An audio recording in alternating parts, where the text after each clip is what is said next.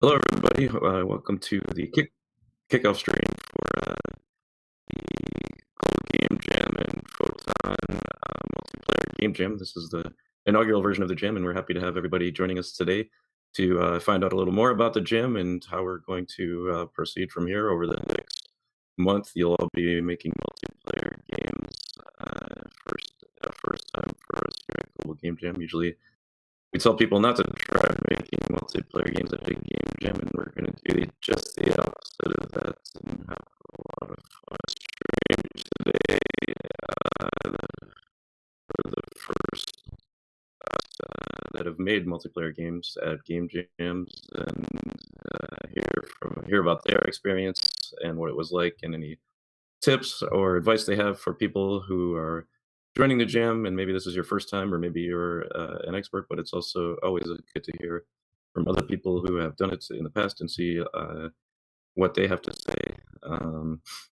After that, we'll be going through some of the rules of the jam and getting some more tips and tricks from the folks at Photon, and they'll give you a little bit a high-level overview of how Photon works and how you can implement it into your game jam projects and make your games even better and make things a lot easier for yourself while you're doing that. We'll talk a little bit about the judging process, and then at the end of the tour, in the third segment of the stream, we'll be revealing the theme for this year's jam, and you'll get to find out a little bit more about the categories and the prizes that you'll be having a chance to win here while you participate in the jam. So yeah, that's a little bit about what we'll be doing today, and we can bring on Mark from Photon. Hi everyone. So yes, I'm Mark Val from Photon, and so why we're doing this multiplayer game jam? Obviously, as Tim said, it's not often that there is multiplayer game jam. So here's one for all of you to practice and learn. And all we've seen in the past years with COVID, with your family, with your friends, to be able to share emotions and actually being able to connect. And when we look at multiplayer games, obviously it's a subject that's a bit hard for some. That's why we've prepared some resources for you. Those are available right now on the itch.io page. Learn about origins, but also to learn more about best practices of what you should do while building multiplayer games. You will learn a lot, I'm 100% sure. You will also learn new ways to build games. I'm 100% sure about that as well. And those would be information and learnings that we'll be able to put forever in your next games that you're going to do in the future. So we have prizes for you. Your winner would be able to live through a full year, having your players being able to play your game, and you'll be able to iterate on it without any issue. So that also comes with our Photon Gaming Circle subscription, which means you will have access to our core team members, and that way you'll be very much able to ask questions to all of us to make sure that your game is extremely successful. So yeah, so now we're going to go back to Tim and go through the dev stories.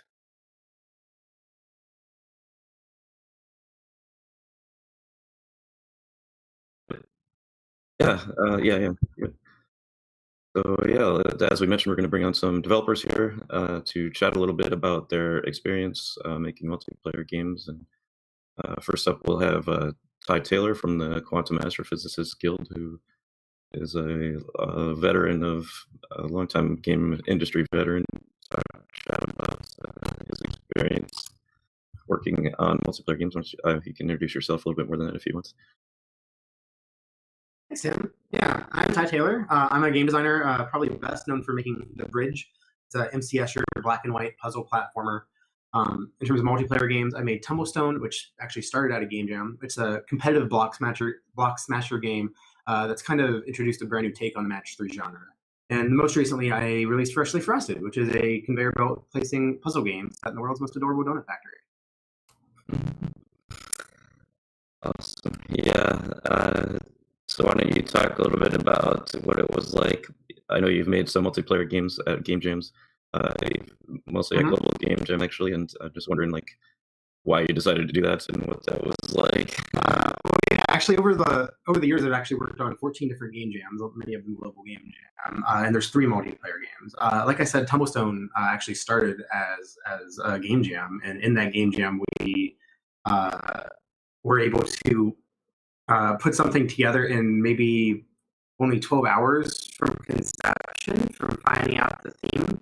And in that time, we had something playable. Now, granted, this was a local multiplayer game, and the 3 of us on the dev team were all playing with Xbox controllers, reaching a point where we stopped actually working on the game, and we're so completely enamored by the gameplay that it was 2 a.m. or something at this point. We're just almost like shouting at each other in a friendly way, waking up one of my colleagues' wife, and was like, "You guys have to shut up."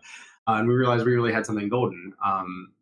So one of the reasons I really enjoy making multiplayer games is for uh, I guess that experience that you can have with your teammates, and also just the rapid iteration.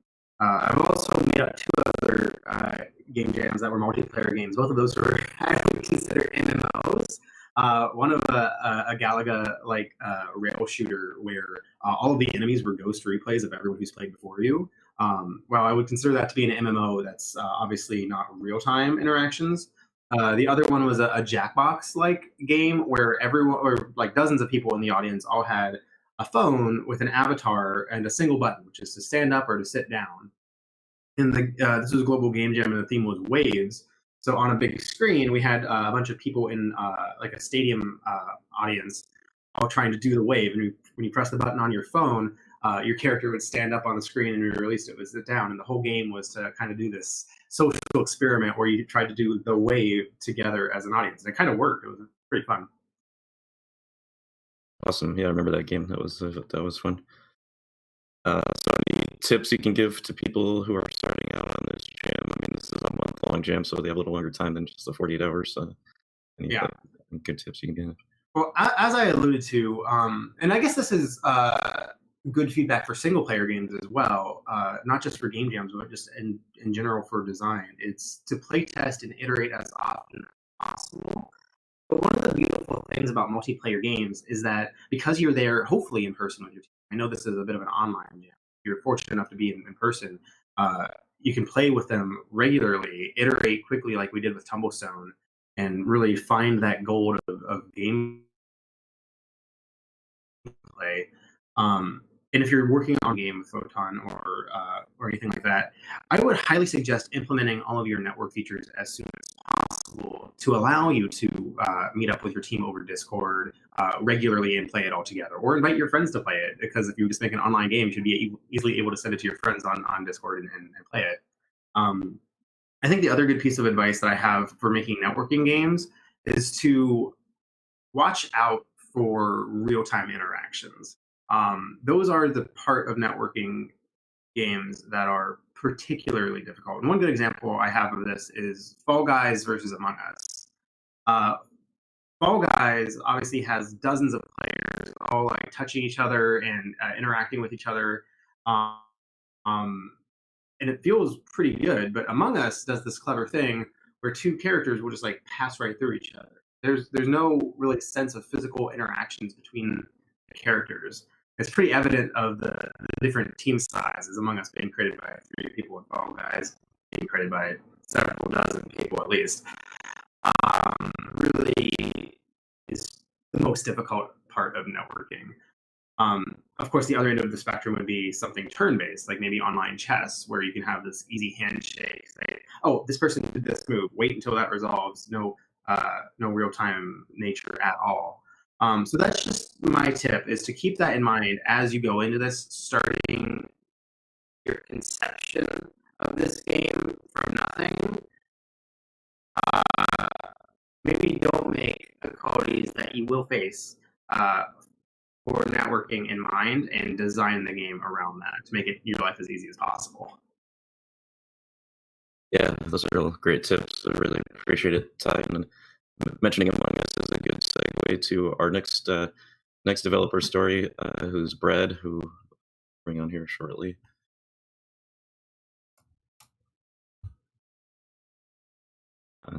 Yeah, Brad, introduce Hello. yourself. Hi. Hi. Nice to see you, Tim. How are you?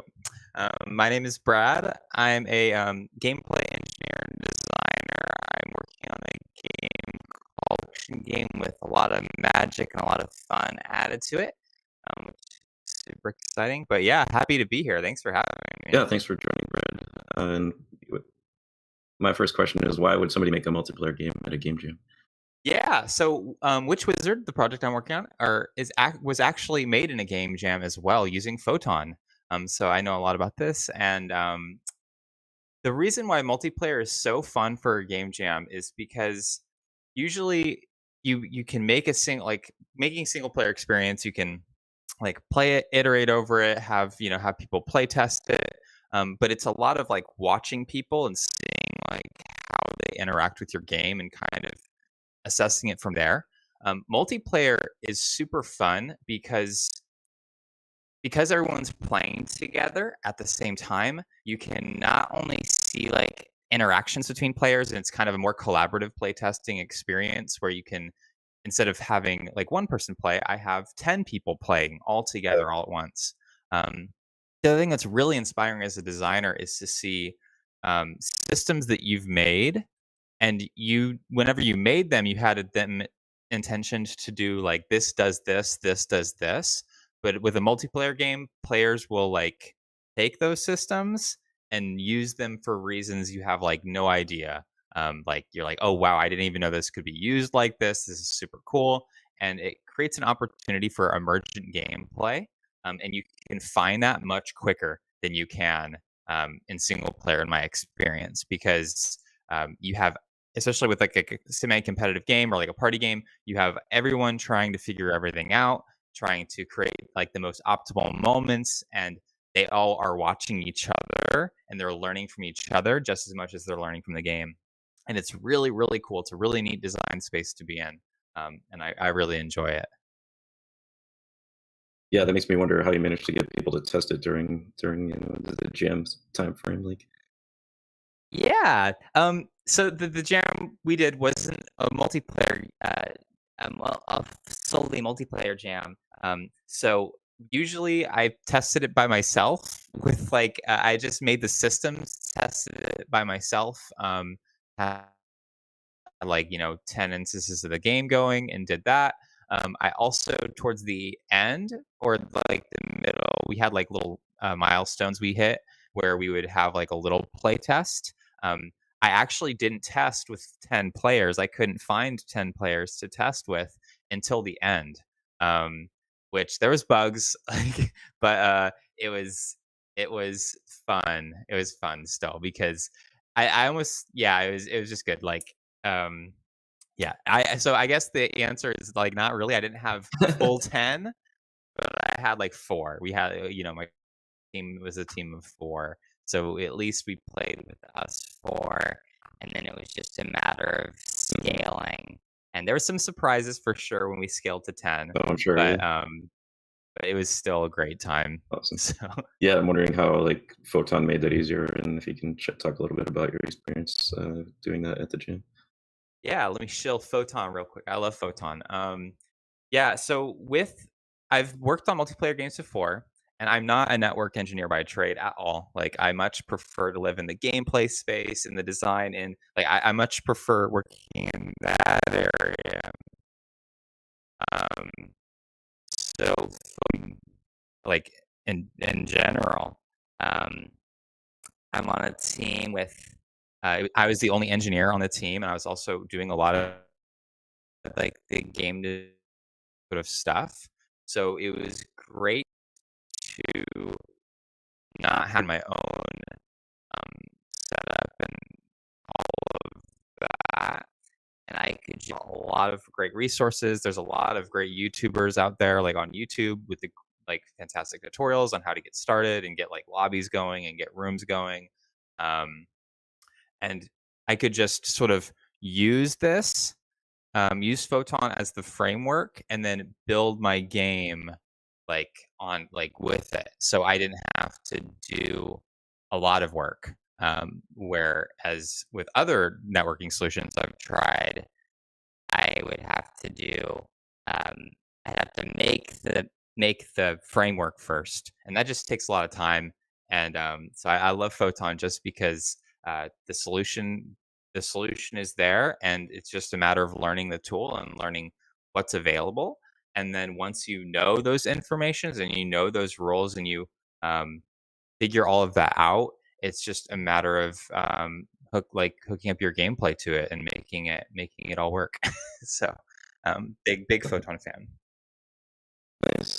Yeah, sounds super easy. It's great to hear. Hopefully, people find it that easy that are going to be joining this gym. Thanks for joining us this morning or today, Brad. And now I'll throw it over to bring on Megan Miller from Pocket Sized Hands to chat a little bit about her experience. Hi, I'm Megan, a producer at an indie studio in Scotland, in Dundee. So at Pocket Sized Hands, we primarily work for hire, and we work on single player and multiplayer games. And I've had the opportunity to help manage the development of these, and I'm also a Women in Games ambassador. Excellent. Yeah, thanks for joining us. So, what makes a multiplayer production different than single player? Can you try to talk to us a little bit about that? Yeah, of course. So in terms of, from my point of view, the foundation of multiplayer, I guess, more challenging. There's just a lot of different moving parts that you need to think about. So from the start, when I gather my team, the most important thing is establishing the risks and the unknowns. So essentially, for example, what third-party solutions are we going to use? Is it going to be Photon? And how is that going to have an impact on the likes of our design? So essentially, it is very similar, but there's just other things we have to think about. From my perspective, pre-production is essential, and making sure that things are working properly. We do a lot of live ops, and there's lots of risk involved in that, so we need to ensure that things are going to work as expected. So this is something that's always going to be our main focus. So if I was to give advice to the global game jam crew, the people that are starting off this process, is to always start off with a minimal viable product. So the basic version of your game, and get that working with multiplayer functionality first, because you want to identify all the issues and risks from the start before you start building on top of that. So it's not easy production when it comes to multiplayer, but it is definitely worth it. Yeah, that's really good advice. Making sure your environment is prepared and getting to an MVP as fast as possible is always the best way to approach a game jam.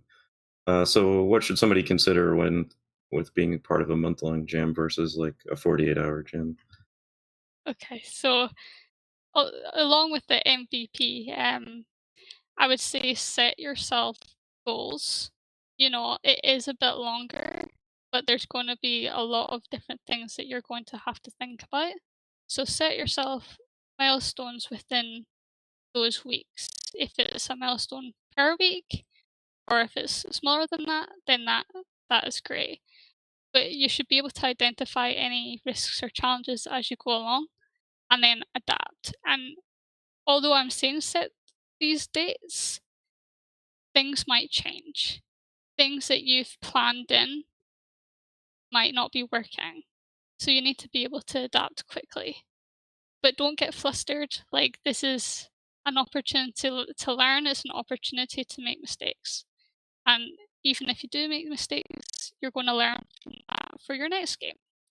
But just make sure you have some sort of structure, because it's going to go very quick.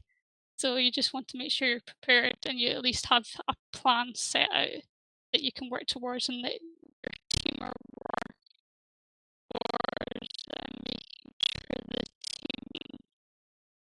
for this global game jam.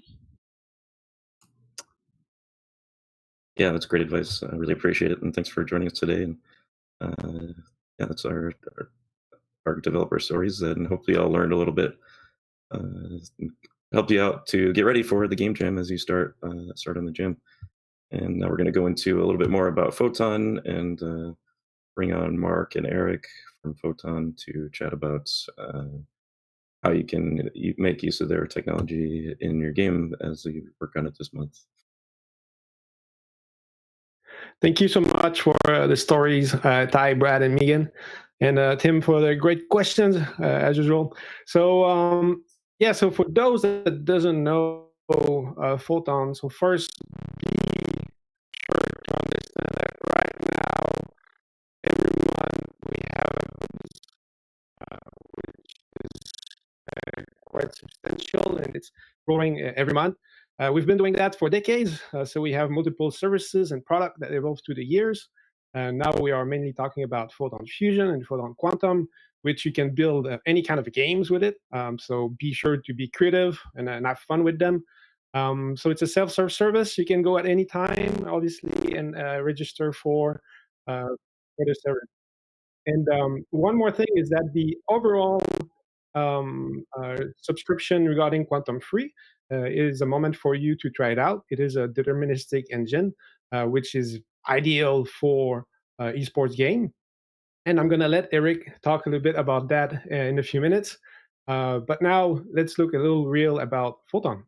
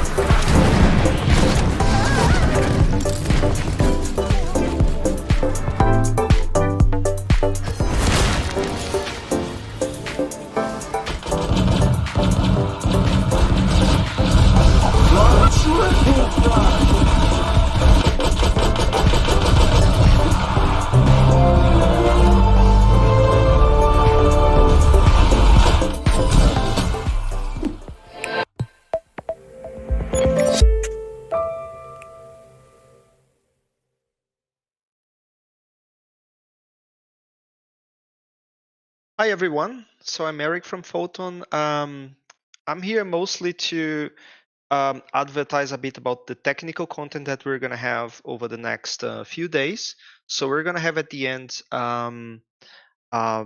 full schedule announced for all the technical streams we're going to be doing. And we'll start with one on Monday already, and it will be one to help you distinguish between the different product offerings we have. We're going to focus on Fusion versus Quantum because one thing that's very important when you're doing a multiplayer game is that you have to plan from the absolute beginning which tech stack and which approach you're going to use for implementing your game. And there are these two very distinct techniques to do multiplayer games. You either transfer the game state between the different machines using sometimes a server, sometimes clients as the authority of the objects, but in the end, transferring the state. And there is another technique called determinism in which you only transfer input. So we have these two different products which are very complementary. Each one implements one of these techniques. We're going to be talking about them in detail on Monday. Fusion versus Quantum. That's it for now, and hope you're enjoying the content so far. All right, so now we're moving on to game jam tips. We'll have each one of us, me from a tech product perspective, Mark from a player perspective, and then Tim, of course, from a jamming perspective, giving you a couple of tips. The first one is, of course, get your tools ready. So this, regardless of whether you're a designer and you need particular software, or an artist that requires specific updates, whether it's from Adobe or if you're into open source GIMP, anything else that you need to run the actual game, such as, for instance, Unity or the case. This is really forward with your team whenever you have a moment's time. So now Mark's going to come over with a couple of.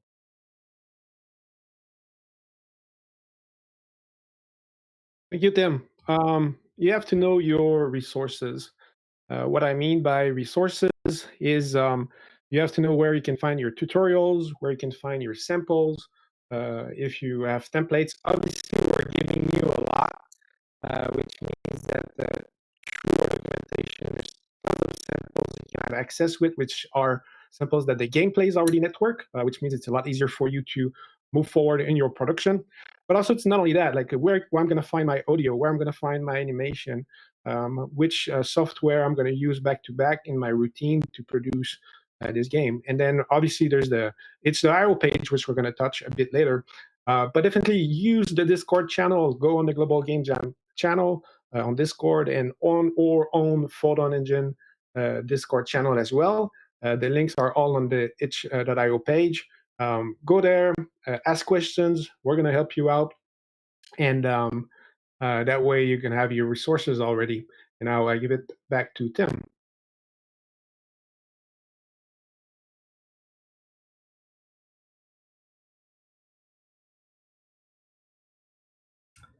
Yeah, so we'll chat a little bit about the rules of the game jam. I mean, there's not a lot. It's just make sure you're signed up on the itch page, as we mentioned. You can find that on the Global Game Jam Discord or on our various social media platforms. Find a team there. We have a whole category of channels dedicated to this multiplayer game jam, and a couple of different looking for group channels where you can go on there. And if you're looking for a team, you can either post in the Recruit Me channel, or if you're a team that's looking for people to join your team, you can post in the Join Our Team channel. There's a Google Sheet there that has a list of people who are looking for teams, or teams who are looking for people. Make sure you're signed up on the itch page by the end of the jam, which is a month from now on October 16th, and have your game uploaded before the jam ends. So you can be eligible for judging. If you want to be included in the final presentation stream, make sure you make a 3-minute gameplay video or trailer of your game so we can include that and show the world the amazing stuff you've worked on. And then lastly, make sure you've read over the terms of service that you can find on the itch page that contains all the legal info about joining the jam and collecting prizes and eligibility and all of that information you'll need to be able to participate in the jam is there right on the itch.io page. If you have any questions, there's an Ask an Organizer channel in our Discord, or you can leave comments on the itch page in the community tab, and we'll answer you there. We'll be checking those throughout the month, obviously, to answer any questions that you have about participating in the jam and how we can help with that. And don't forget to have fun. This jam is meant to be fun, and make new friends, find some new people to work with, try some new things, and have a good time. Thanks, Tim. And of course, the next thing that you need to consider is what you can do in the time that you have. And the only person that really knows that, or the people that know that, are your teammates and yourself. So think about what you have done in the past, where your expertise lies, and try to leverage that the best you can to build your next game or in the game jam. Now, of course, this brings us to the most important advice that I'm sure anybody that has gone to jams has already heard. I know I have heard it countless times at Global Game Jam events, and that is keep it simple, because you don't have as much time as you think you do.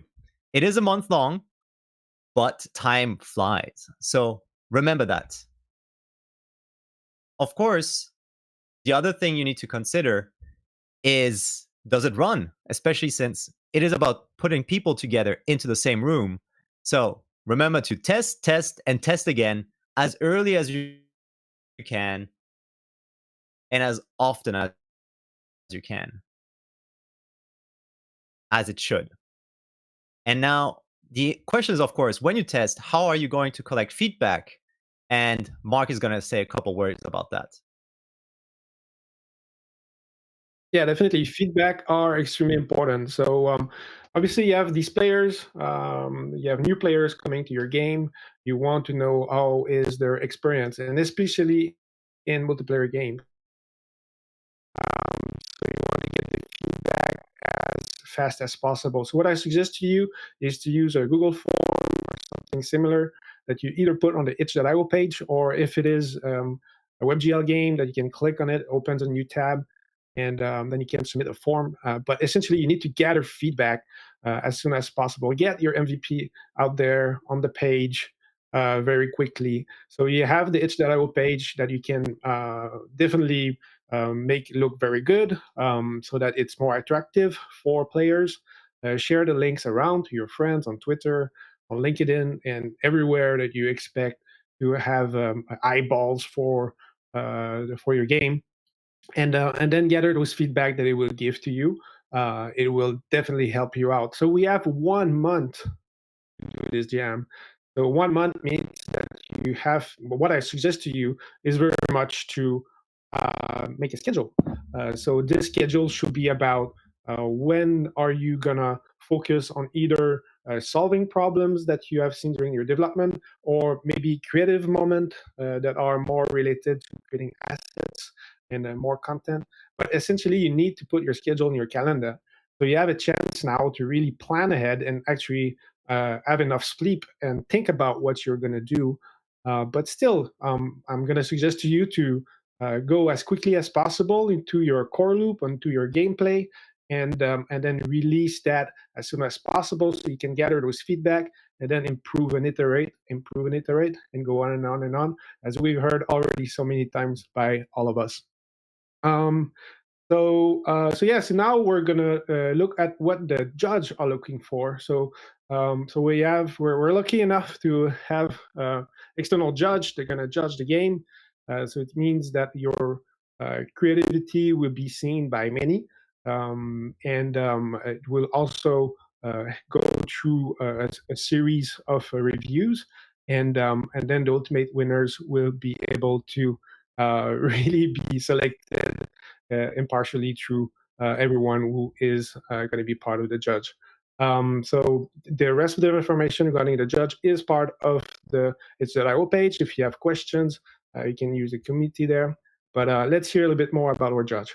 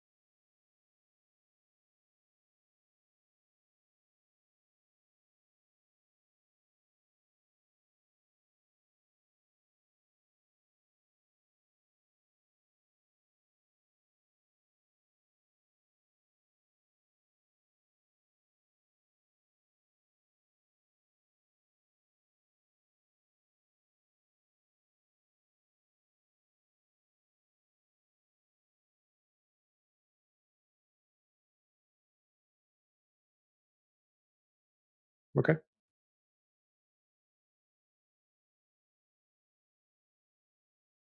Okay, so have you not heard at all?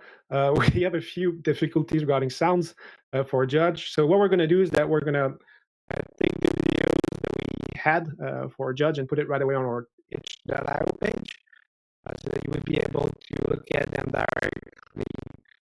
So we apologize for that. It's live. It's been a bit choppy, but all the information is there for you. And we're going to continue with Tim, which going to be able to describe a little bit more about what is the global game jam looking for in terms of rules.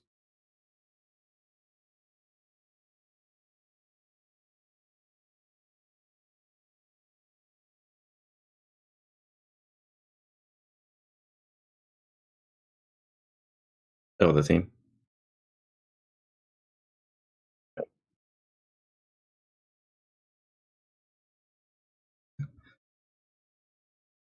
Yeah, yeah. Okay, so yeah, as Mark mentioned, it's live, so we're having, this is a game jam. Things are going to go wrong, and we're going to learn from it and make the best that we can. So, in terms of what Global Game Jam is going to be looking for from your games, make sure it's playable, meaning like it doesn't crash immediately or frequently. Make it as stable as possible so we can actually play the game. That's going to be a big help. Make it fun. We want to have a really enjoyable game, and so that people can get excited about it and play it, and whatever that means to you, or just make it interesting. Should be somewhat family friendly, PG. I mean, this is Global Game Jam, so we're trying to make it inclusive and just make sure it falls within the guidelines of our code of conduct, which you can find on our website at globalgamejam.org. And experiment and make something new and make something interesting. We're not looking for a lot of clones of existing games. I know that's probably like an easier route to go, but this is a game jam, and game jams are all about experimentation and trying new things and making that thing that you've always wanted to try, and like don't want to risk your livelihood on it. So maybe just try making something fun and something new that the world hasn't seen before, and maybe something amazing will come from your jam game. And I think we're getting close to the time to reveal the theme for the jam, for your creativity here.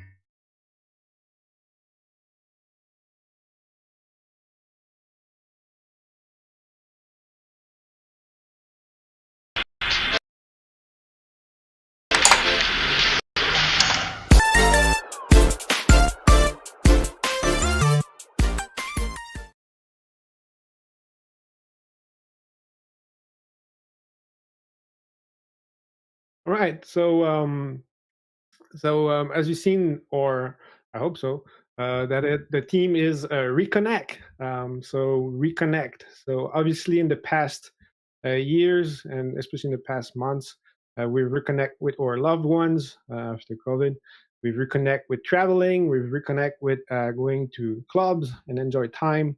So reconnect is the word of the team for this year multiplayer game jam. So we have multiple categories for you. Each of those categories also come with a price. So those categories are available on the itch.io page. I'm going to repeat them right now. So we have the best collaboration gameplay, the best competitive gameplay, best use of bots. So we're looking forward to see those. And we also have the best peaceful game. So it means no war. And obviously best fast-paced game, best large game, best RTS game, best network physics, and we have the best higher player count game. So we're looking for a game that has more than 100 players that can play at the same time. So those are the categories, which all of them, the 9 of them, have a price attached to it. So us as Photonians, we will also do games as part of the jam, but none of us will win. Don't worry about that. So it's really you, the jammers. We have a focus on you. We simply love to do games. We do a lot of games ourselves. We've published games. And that's why we're participating in our own game jam, because we love multiplayer and we love game jam. So now I'm going to give it back to Timothy. And thank you so much, everyone.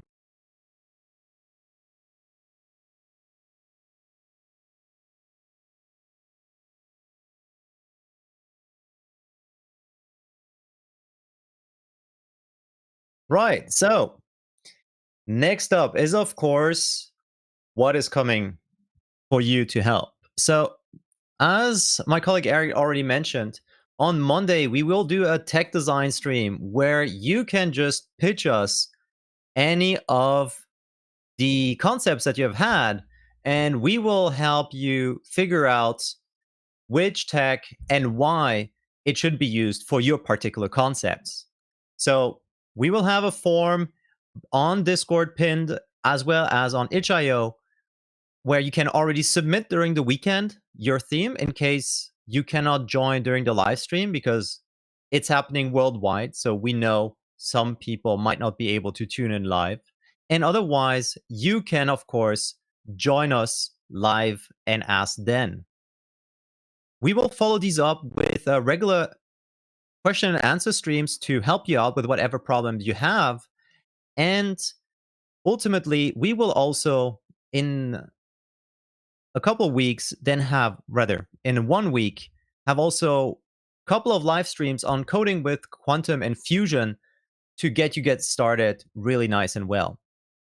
On this note, we happen to have a postmortem on one of our flagship samples coming up next Wednesday, so stay tuned about that if you're curious. But enough about that. The whole stream schedule is available on itch.io on the Game Jam page. And now we're available for a couple of questions if you do have any. So Eric and Tim are joining us right now to answer whatever questions you might have about the jam.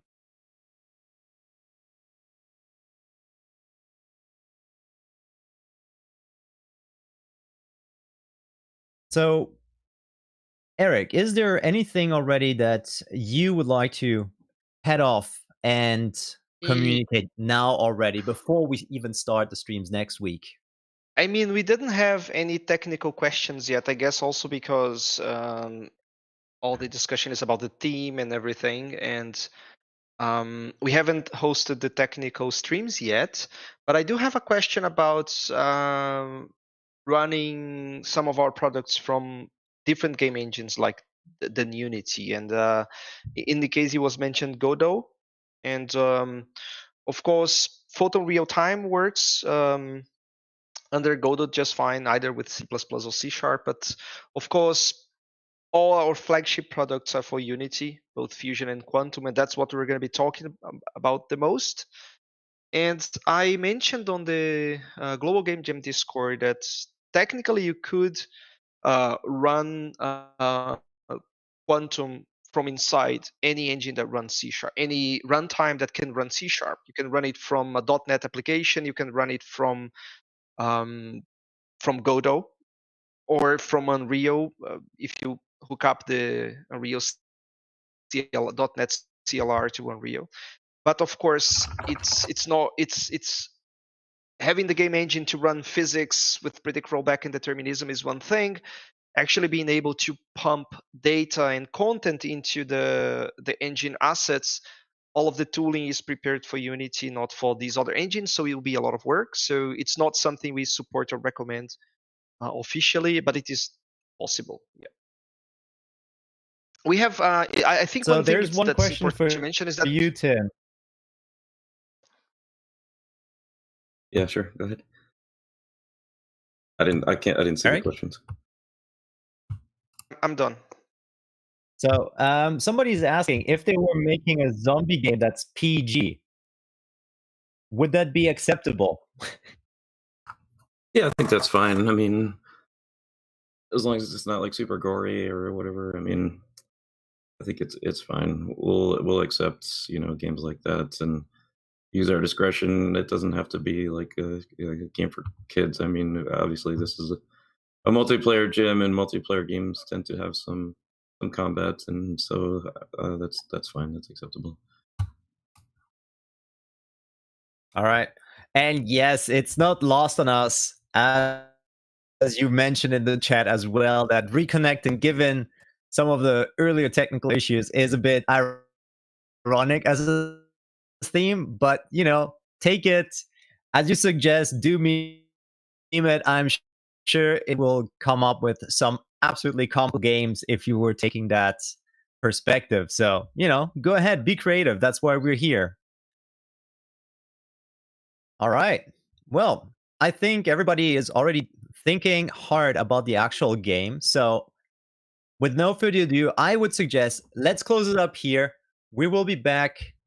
Oh, wait. Now we got a couple more questions coming up. Do we support WebGL? Yes.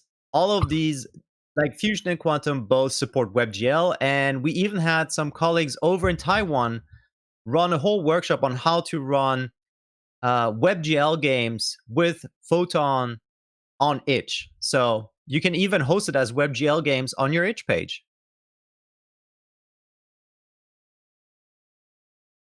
Yeah, and we encourage people to do that just to make it as easy as possible for people to jump in and start playing your games and not have to worry about downloading a bunch of stuff and figuring it all out. So yeah, if you can make it playable in the browser, that'd be awesome. Very good point, Tim. This is always a convenience. Getting people to your itch page goes back to what Mark said earlier. It will attract people. They can play directly. They can share it easily with other friends. So, it's win, win, win all around.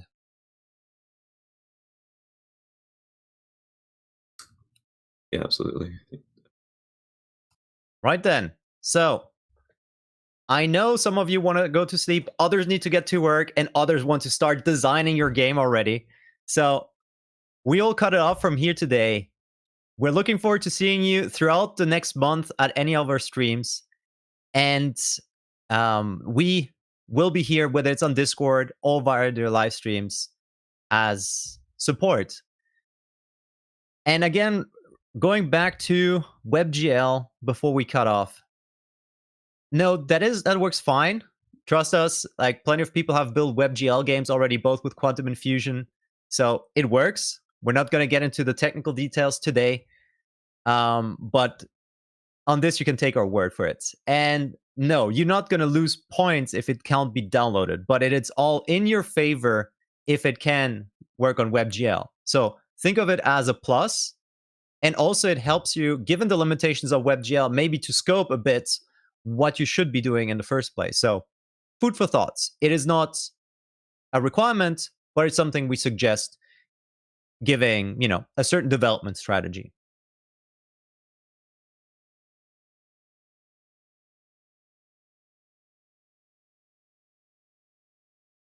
Right then. I'm sure you all have many, many more questions. Feel free to shoot them our way on Discord, and we will get to them as soon as we can. And with this, the Global Game Jam team and the Photon team wishes you a great start into the weekend. Jam on.